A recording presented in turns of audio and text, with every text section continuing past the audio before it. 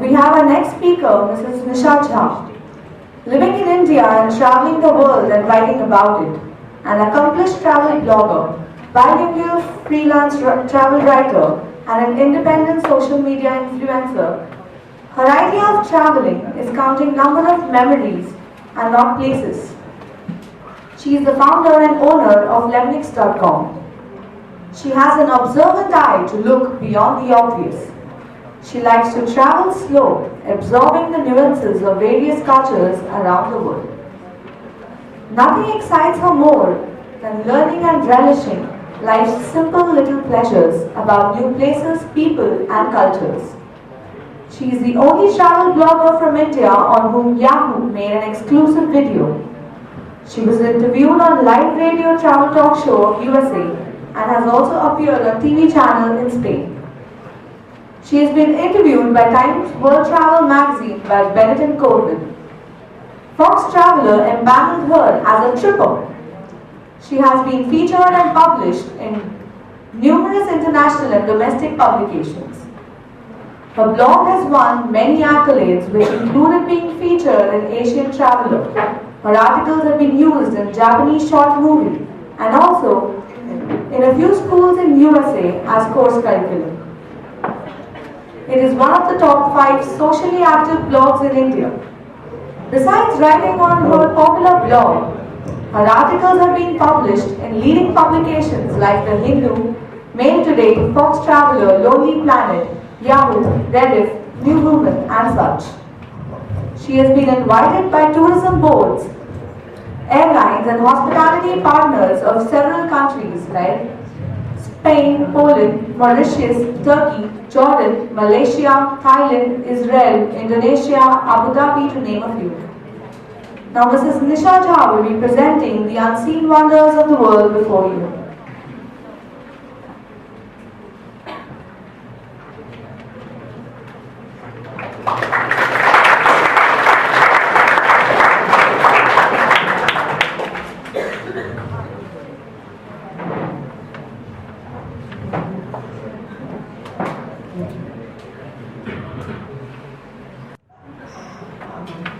Hello everybody, respected teachers and students, how are you today? Ready to travel with me? Okay, good job.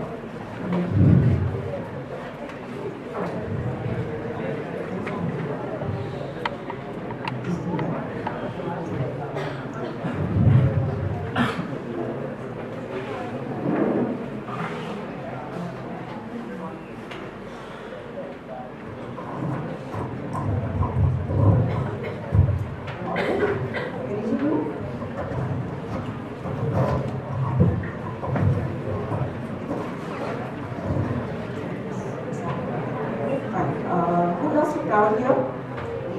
Oh, not. So you should see your country, explore it.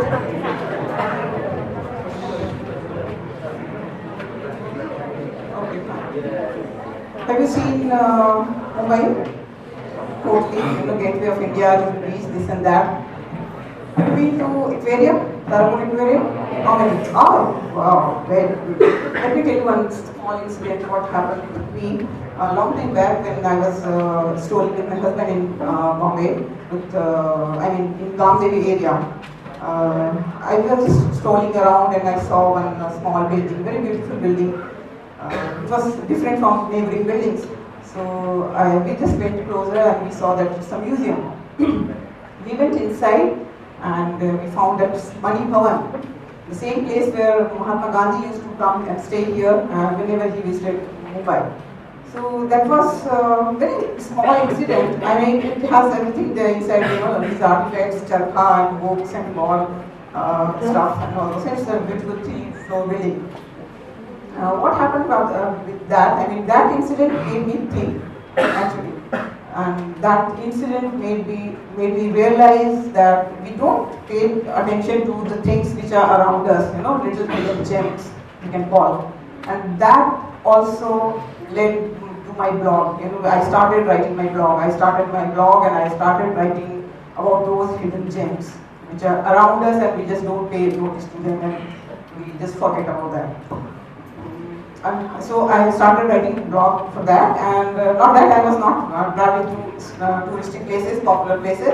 I mean, I will name Eiffel Tower, Statue of Liberty, Petronas, Red Fort. I've been everywhere, but I made a conscious effort to write about those hidden gems in my blog.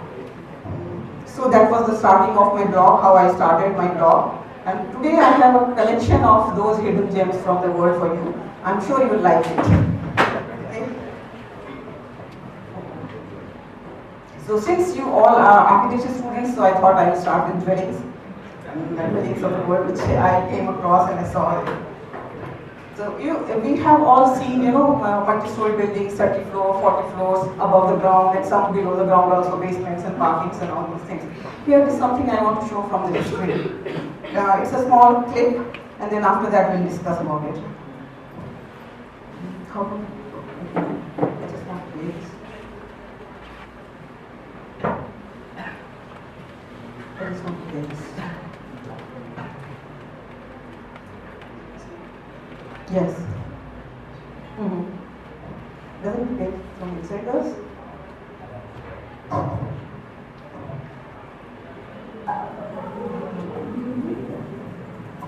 Just look at it and let me discuss it. Like that. It's showing.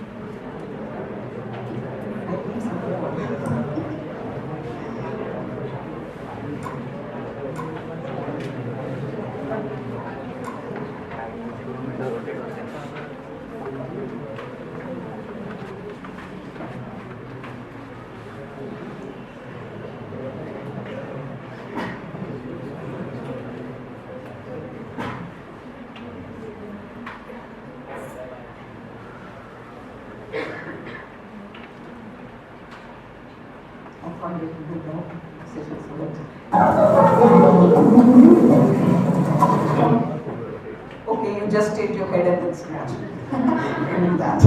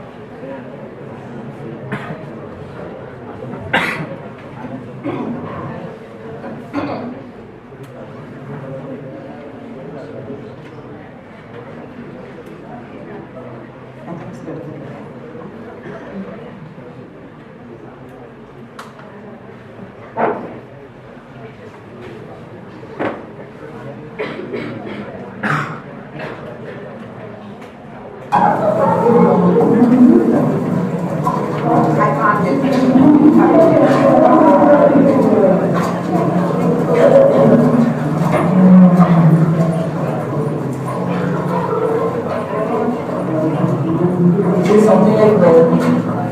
Oh, okay.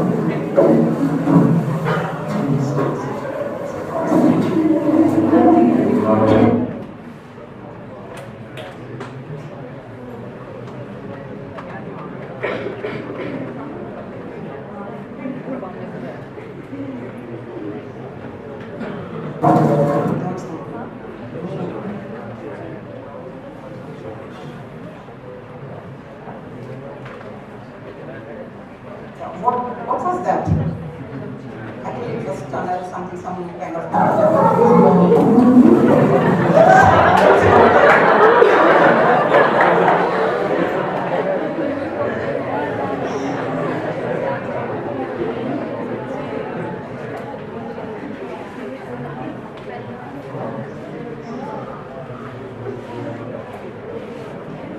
I think it's going to be a funny session.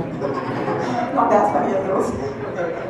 So there's a, okay, that tunnel I was talking about, that tunnel also, that is actually an underground city. I'm not talking about one building or two buildings, it's an entire city inside. 200 feet deep, you can say.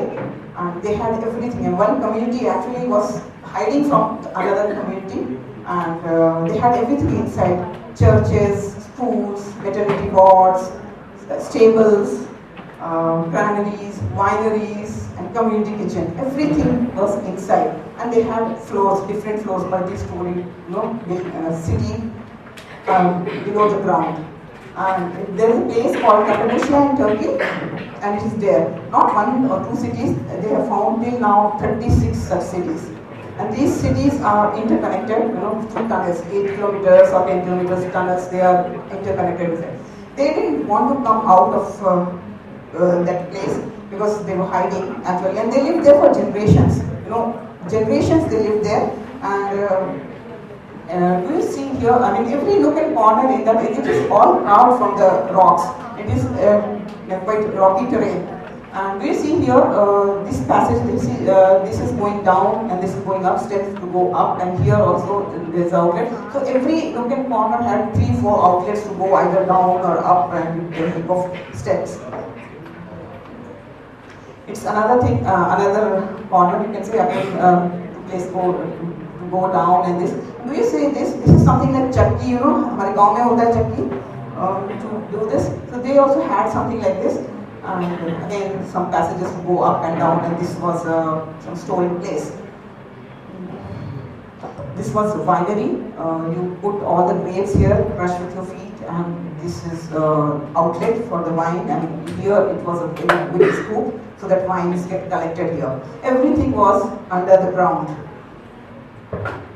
This is very interesting. This is actually, if you have seen in the village, you have seen butter, grind masalas, grind spices. This is the same thing, but the size of this is this big. I tried to measure with my hands, but I just couldn't. It is this big, and this is that masala to grind masalas. So what I was trying to tell you that it is in that era also they had everything inside this, and they just didn't want to come out of this. I'll show you one cross section of one such city. This is one such city, and you can see the number of levels they have. And do you see these vertical channels? These were connected to the ground, to let the fresh air in, and these were connected till the water level here. This was a church and some schools here and community kitchen, and you can see the steps to go down and go up.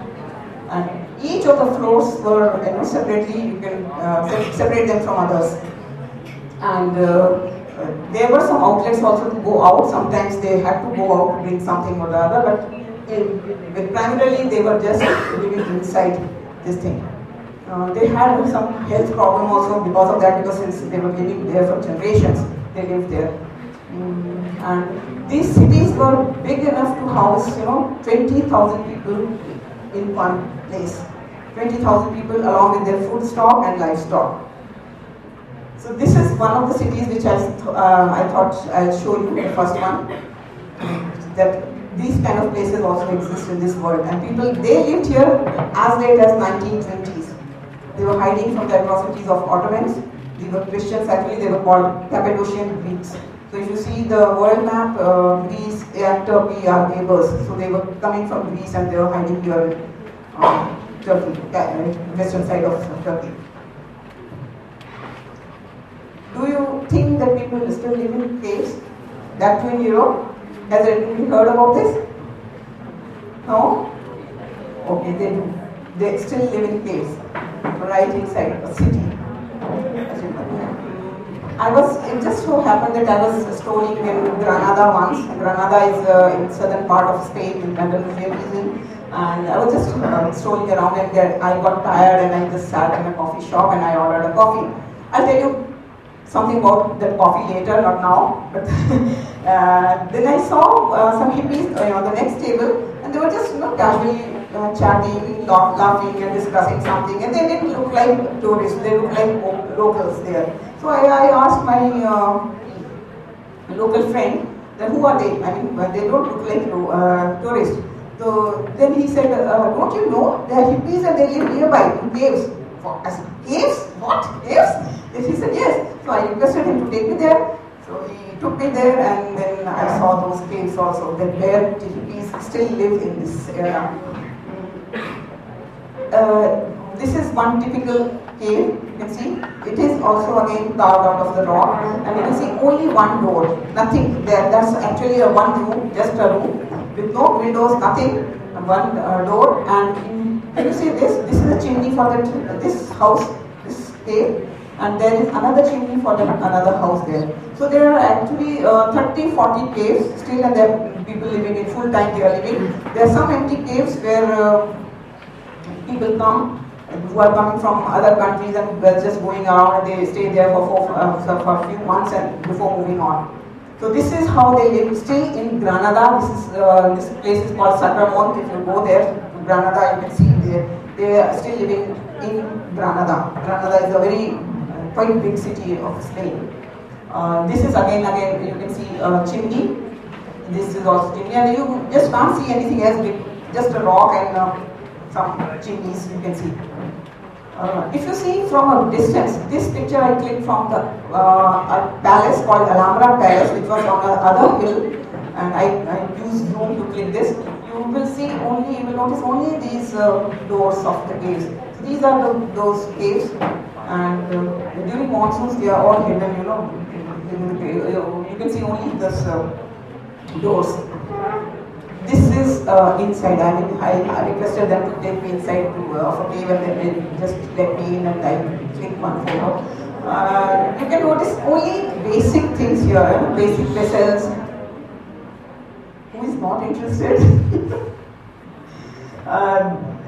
You can see only basic things here, basic vessels, basic furniture, and all those things. But you can notice one more thing here: electricity. Some of the caves have solar panel, and they are using it for electricity. And this is, you can see here, something like the Nisha Jha. They have this for cooking purpose. So this is how they live. Hippies are not like which we have perceived them. Drug lete hain, pade rehte hain, all those things. It is not like that. They are very hardworking. They have pets. They love dogs. They have pets, and they don't beg. They don't steal.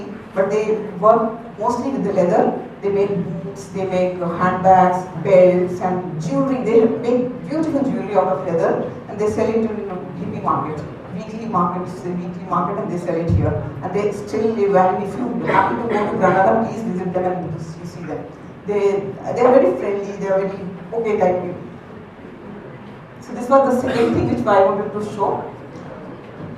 रात में sir छुपाने की जगह है. What do you think of slums? When we think of, okay, kahin to jagah mil jaye sone ko, baithne ko, rehne ko, some place, so we think of slums. But then we also think of, oh my God, stinking, unhygienic, and lack of place and lack of space, and how do we live? Ladies and gentlemen, let me take you to Hong Kong. Come, let's go to Hong Kong and see how they live in slums and how their slums look like. This is called cage homes. And they live in Hong Kong like this. How many homes you see here? 6. Yes, right, 6. This is one home. And this man where he is sitting, this is his home. Only this much. So all his belongings, clothes, vessels, and himself, he is allotted only this place. And can you see this ladder going up for the upper floor, the second floor, and these are other houses. See, you can, if you know, Hong Kong cannot grow like this because it doesn't have any space.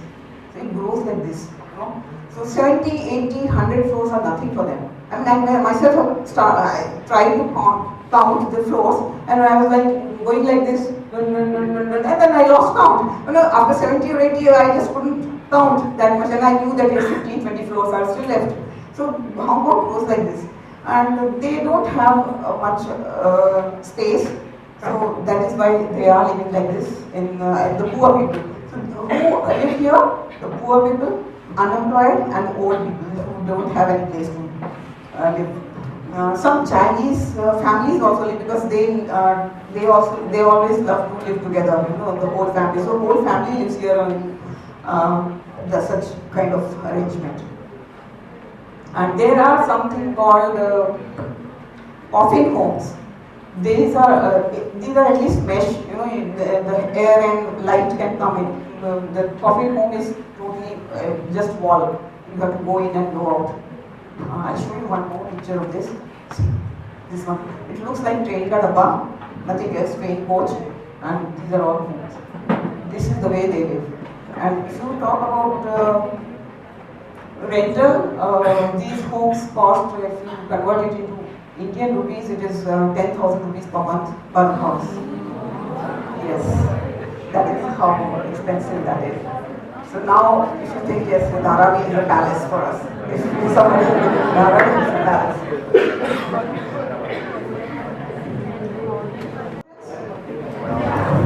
Have you lived there? They are very popular in Tokyo and Singapore. I have lived in Singapore. It is just, just this big thing, and you have to slide in and slide out. No windows, no doors, nothing. You can't even sit properly. You have to just come out. Those hotels are very popular in Singapore and Tokyo, and the rental is around 15 to 1800 per night. So I have lived that also. I have experienced that also. I try to do everything, whenever I travel, so that I get to experience all those things. Now, sometimes these things which I showed you, the caves and underground and this, they are still being used in some way or the other. The underground city, people don't live there anymore, but they use it as a warehouse. But these two, the cage homes and caves, people are living there. I'll show you something which is not used now, but people used to live here.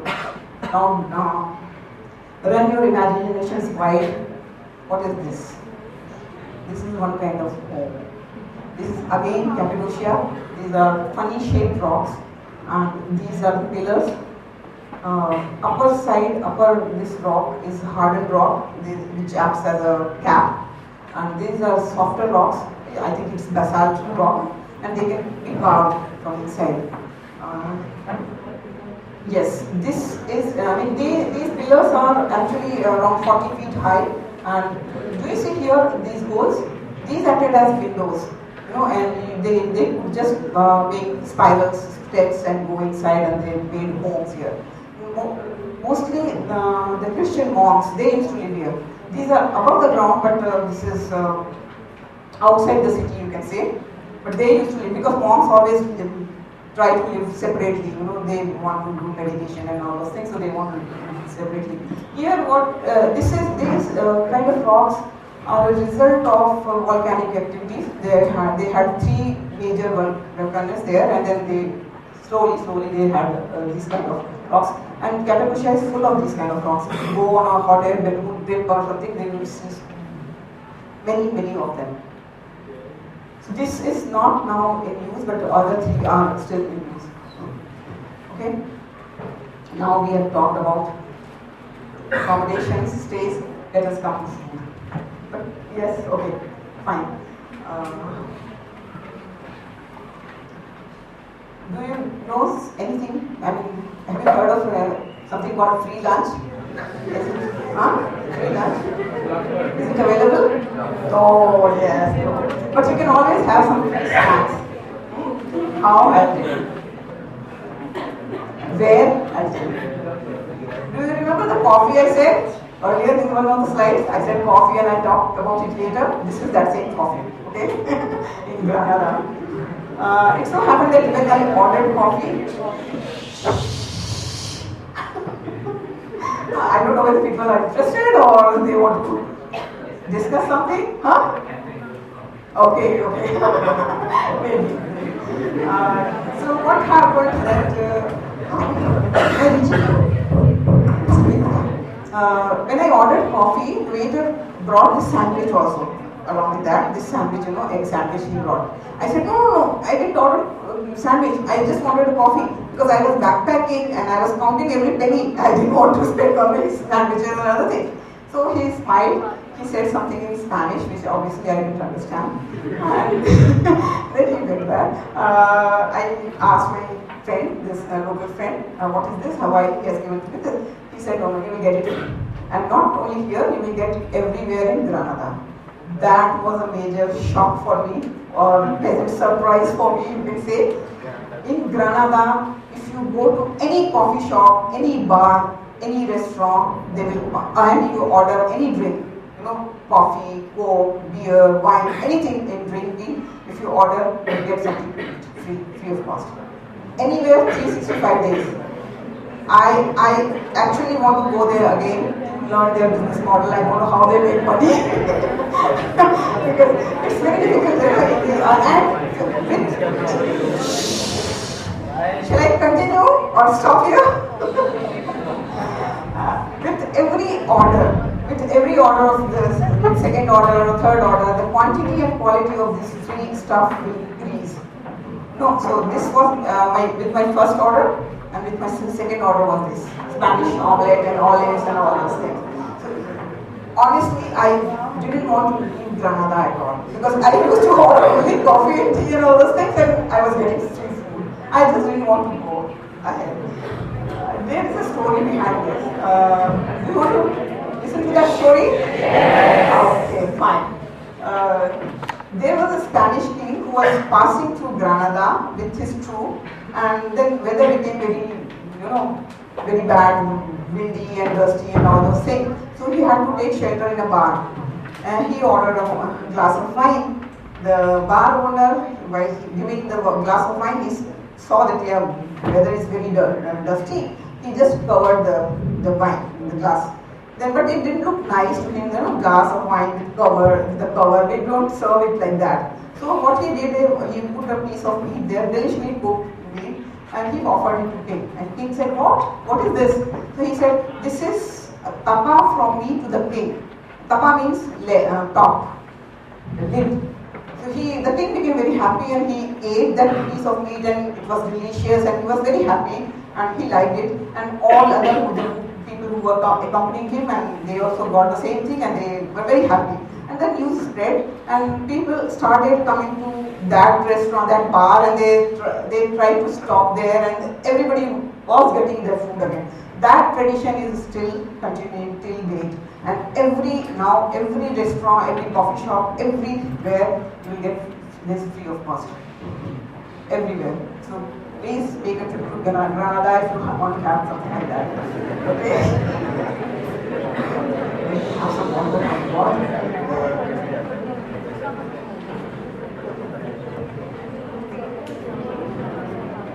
Think of all the things that can be barbecued. Chicken tikka, mutton tikka, lamb, paneer tikka. What else? Some vegetables, capsicum, cauliflower, etc., etc., etc. Now I'm going to show you one picture. Please add that picture into this list, whatever I told you now.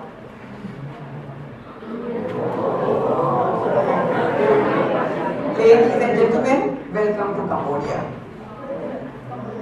In Cambodia, I stayed there long term, and I was volunteering.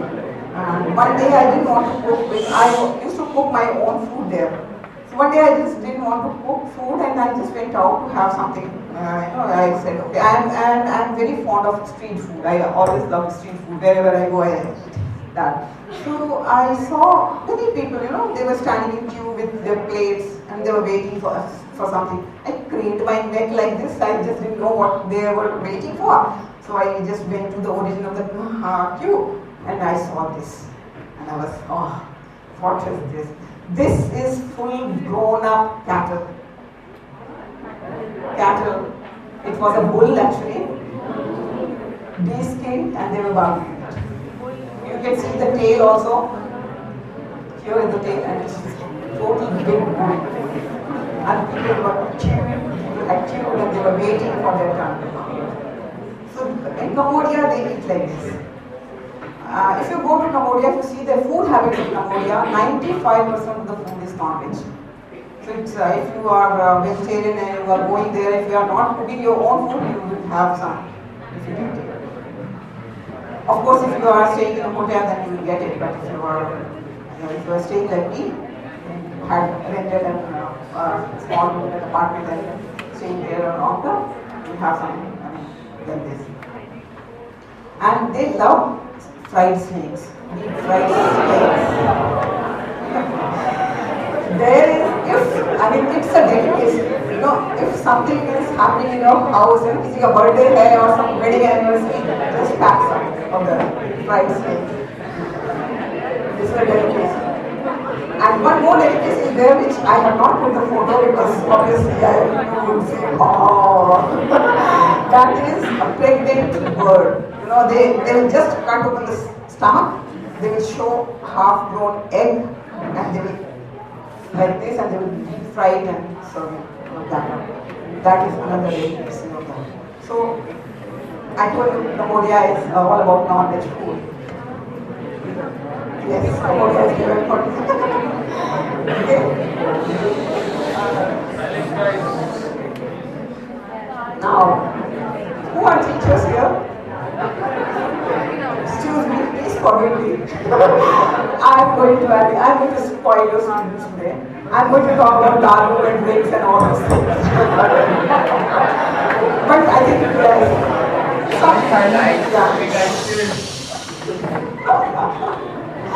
but they are grown-ups.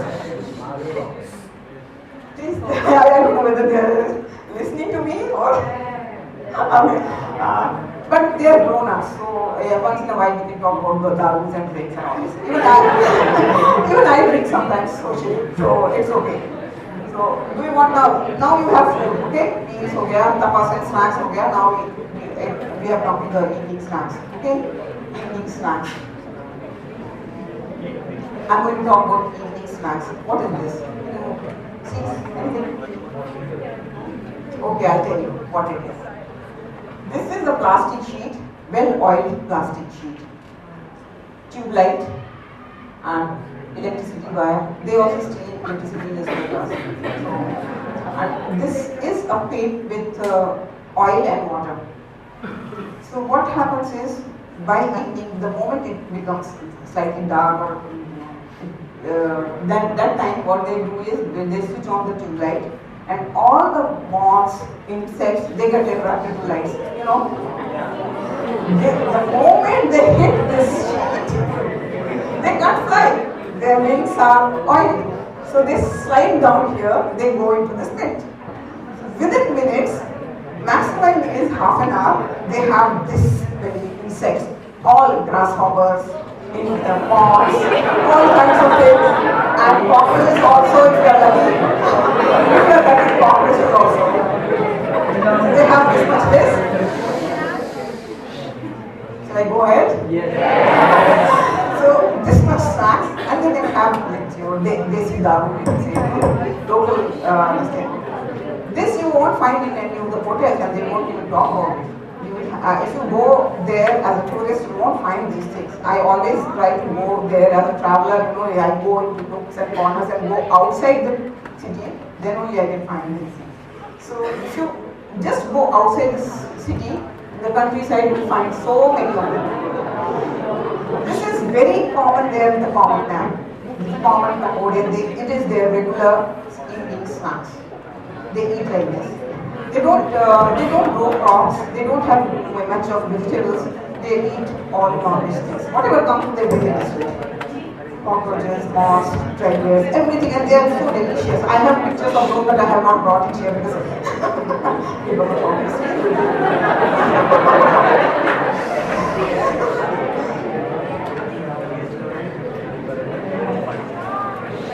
in fact, I had more slides. I wanted to show you some desserts also from some other country, but I skipped those because I thought time is not that much.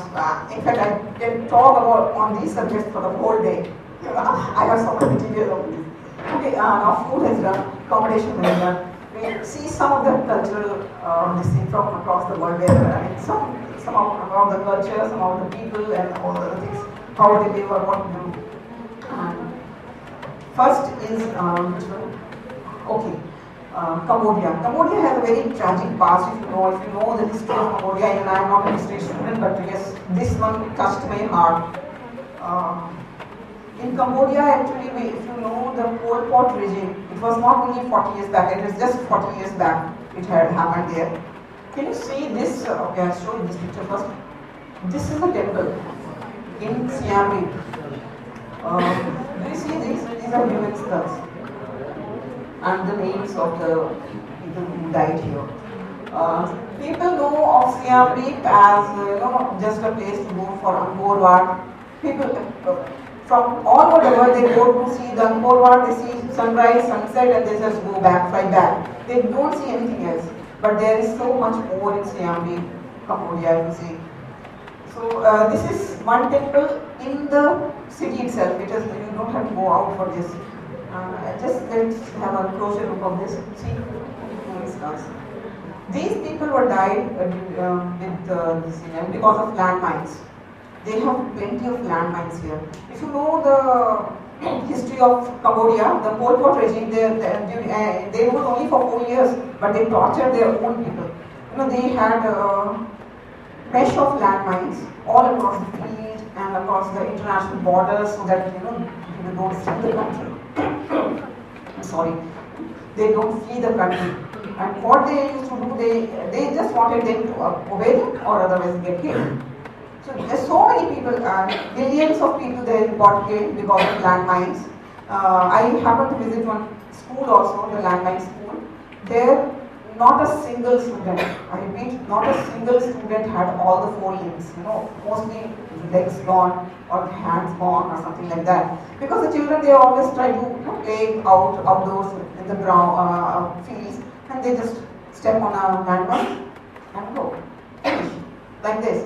So, I mean, this is happening everywhere, and even now, if you go, you can see these kind of minefield cleared boards everywhere in Siam Reap, within the Siam Reap city. You can step here, but do you see here bamboos and boundary? You can't step on that side because the landmines are still not cleared. Still, as of now, I speak here, at least 5 billion landmines are still not explored, and they are yet to be diffused. They are waiting to be diffused. 5 million landmines. That makes it around 20% of the total landmines. And they are doing it slowly because it's about risking your life, how they are going to do it. So they are doing it slowly, but that's how, I mean, I told you they eat only non-veg, they don't have any vegetables. This is one of the reasons. Because all the fields are covered with landmines. Where do they grow crops? Now you know the connection between those two. Why do they have non-veg food and why they can't have any crop? This is the reason. They just can't do anything. They just can't grow anything there. Yeah, he is Akira. If you Google, you will come to know of this, and that's me with him. I was fortunate enough to meet him and interview him for a short while, and I just speak to him. He is the person. When he was a child, he was kidnapped by Pol Pot people. They trained him to lay the landmines, and he was doing it for them. For years he did for them, and then his conscience didn't allow to do it, and he ran away. He ran away and he said, let me help my own people. So he started, he knew how to lay the landmines, so he started doing reverse engineering to diffuse all those things. But it takes time. He has a team of around 6 or 8 people, and he does it. Every day he's doing it, but he's risking his own life there. Even now, on an average, if you see, 2 accidents happen in a week. Every week, 2 accidents happen where somebody loses his life. Even now, after giving so many warnings and all other things, it's so bad there in Cambodia. And he's actually a national hero there. He has won many national awards, and he was living there, and I was fortunate enough to meet him. So I just wanted to tell you something about this Cambodian history and the background to why their food habits are like that and why not. Let's go to Thailand now. Thailand, Bangkok. This is a very unusual shrine. Now, by looking at the pictures, don't do haw and haw like that, but I'm warning you. This is totally local thing. No tourist knows about it. Tourists don't go here. I knew because I always am slightly go somewhere else. I've been to Thailand 8 times, so always I try to see something or the other. So I went to here. I went to this place. This is called Phallic Shrine. It is also called Fertility Shrine. There is again a story behind it. There are many palaces here in the shrine. What happened was there was a businessman who saw one spirit house floating in a river, and he brought that spirit house in his garden and he hung it there. And people started worshipping that spirit house. So once a lady who was not conceiving, she didn't have any children, so she also worshipped there regularly, and she got a child after some time. Then that news spread and everybody started coming, especially those who didn't have any kids and they wanted to have. So they started coming here and they worshipped this, and they made the offering of phallus, any size, this size, that size, or this one is this size. I mean, I stood besides it. There is one primary school, nothing else. And but the students there, the children, this, I mean, 5-year-old to a teenager, they all speak English, very good English. They are fashion savvy, they are tech savvy, they are fashion conscious, they listen to the latest English songs, they have everything, they work on laptops, everything. But they don't have any electricity, nothing. What they do is they have very big dreams also. What they do, actually after completing a primary section, they go to a town to study. Just like here we do Bombay, Pune, something like that. They go on Monday, they come back on Friday night. For the weekend, they come back to home. For that, they have to walk 12 kilometers first, and then to get the first jeepney, there is no bus because the roads are very narrow. They go to the bus, the jeepney, and then from there they travel 16 kilometers to reach the town, and then they study there most of the time. Most of the weekdays they study there, live there, and then come back here. They are all very, very hardworking. They help their parents like anything. I mean, here, if you say, I mean, I was just wondering why we kids here, how they waste time and they, they play PlayStation and this and that, we popcorn, this and that, and they work very hard there. And I was amazed to see their dreams and what they wanted to do and how they are working towards achieving that dream. This was a girl, her name is Linda, and she was in the town when I reached there, and I was just waiting there, so I chatted with her. You see, she was selling fishes. Fish she was selling, and she was helping actually to her landlady. This was during the weekday, so she was there in the town. She was helping this lady, and you see, she was working on the laptop, Acer. And so can you imagine these things happening in India, in a remote village somewhere? A child of a fisherman working on a laptop or something like that. They did. Mind you, they didn't have electricity in their village. So they always have these things here in the town where they used to study. And when I chatted after half an hour or so, she added me on Facebook. She said, okay, and we have become friends, so I will add you on Facebook. I said, okay. So till now we have friends. I'll show you another boy here, and this is their village. These are the cluster of houses. This is the village, and this is the mountain. No electricity, no water, nothing, and they live here. And he is the son of woodcarver, and he has learned that art, and he does all those things. So what I do, whenever I go to these remote places, I always try to help them in some way, some little my own way. I try to help them. So I bought a very big bag full of wooden artifacts from him. I said, okay, let me help him some way financially. So I bought those things, and he said, okay, let me give finishing touches to this, and then I'll drop this to your room wherever you are staying. I told him my address, and he at night, you won't believe it, 10 o'clock night, it was raining very heavily, and he brought that bag full of that in one hand, and in one hand he was holding torch, and he brought these things. And he is also very active on Facebook, and he is also a friend. This was around, I think, 6 or 7 years back. They are still friends. I mean, I'm talking about that he was now he's grown up and he has a girlfriend and all those things.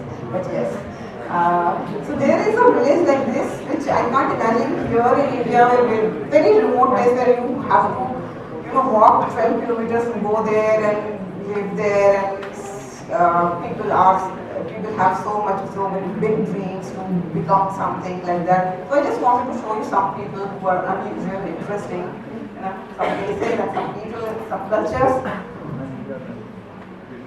Okay, this is last. Okay, what happens after death? We are burnt or we are buried, but we go to graveyards, right? Find out aeroplanes. Where do aeroplanes go? They also go to graveyard. They also go to graveyards. Come, let me take you to Bangkok in Thailand. This is a typical graveyard. So when the aeroplanes, they are of no use, they have done all their part, they are dumped here. The airlines, this is actually not a government property, this is owned by some private businessman, and he takes aeroplanes from the airlines. The airlines, all the defunct planes, they give them to him here. And what he does is he removes all the things which he can sell, like electronics and TV screens and life jackets and all things whichever is useful and he can sell.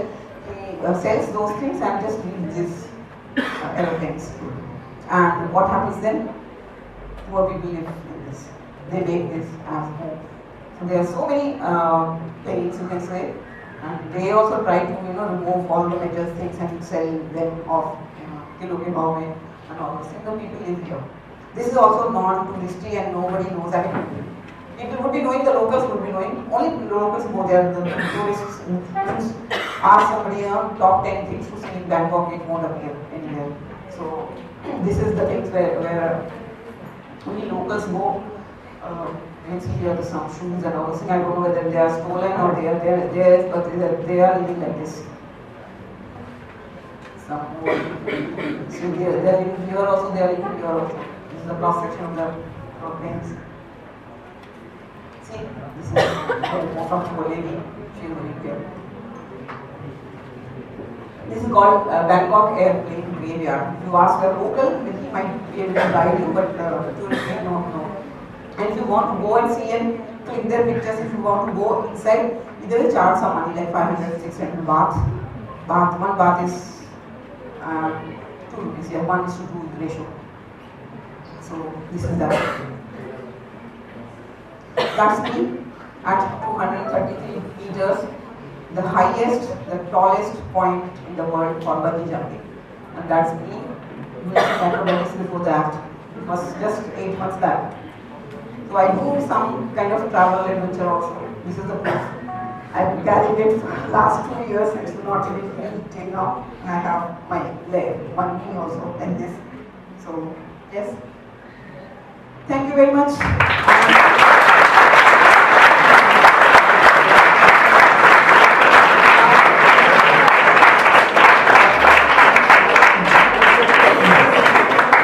These are places where you can find me, you can connect with me if you have any questions or queries or anything, you can connect with me. Any questions?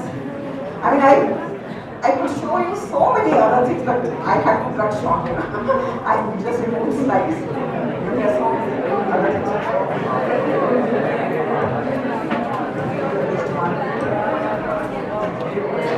Thank you, ma'am. This is Nisha Jha, who has truly taken us on a tour around the hidden wonders of the world. Now I request Architect Joshi sir to felicitate Mrs. Nisha Jha.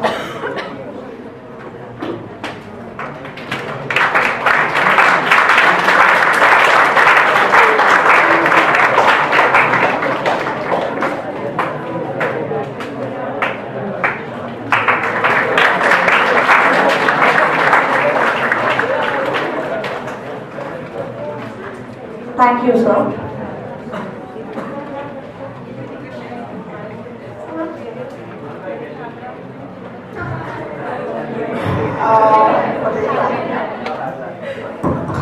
I don't have a 9 to 5 job. travel and write, I travel and write, I travel and write. I save money and travel, I save money and travel. That's it. Yeah, I have been to around 36 or 37 countries, just below 40. But most of the time, yes, I spend my own money to go because I am very, very passionate about traveling, and the travel word TRAVEL excites me so much that yes, I am always up to go anywhere.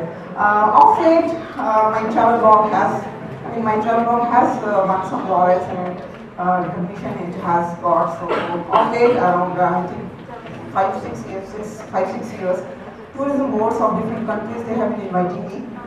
They have been sponsoring my trip, fully sponsored, and now I am getting paid also in dollars for doing my blogging job.